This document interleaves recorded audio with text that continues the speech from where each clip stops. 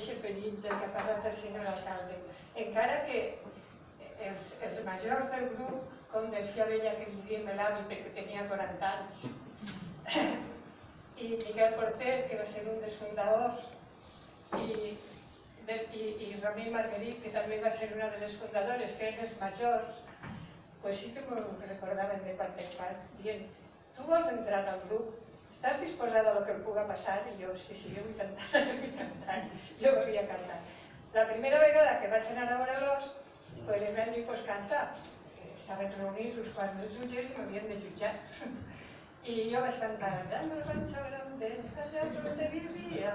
I em van dir, pues fes Panaveu i toques prou bé la guitarra, però no es tracta d'això. I jo el vaig conèixer perquè vam venir a cantar a la facultat de farmàcia. I entonces em van dir, estarem nosaltres tens que fer cançons.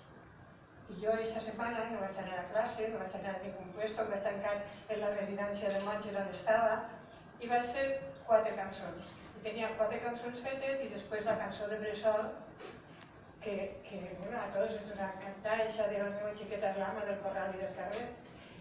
I me'n vaig anar una altra volta a casa de Ramil Margarit i Serraïma i vaig dir vinga a cantar, doncs cantar. I vaig cantar les 5 cançons, eren dissabte, i em van dir, el Marto i el Rubí, així és que vinen perquè té que ser el públic el que t'aplaudi. Si eres capaç de tornar-te davant del públic, de cantar i de tocar la guitarra, i el públic t'aplaudix, doncs ja eres dels 16 jutges. I a partir d'ahir, tots els dissabtes i tots els diumenges de tot el curs vaig cantar, perquè n'érem 9, ens dividíem en grupos de 3 per poder cantar en més puestos i tenia feina tot el temps. A part de tot, el que va proporcionar la nova cançó i el grup dels 16 jutges vaig tindre la possibilitat d'independitzar-me totalment i a partir d'entonces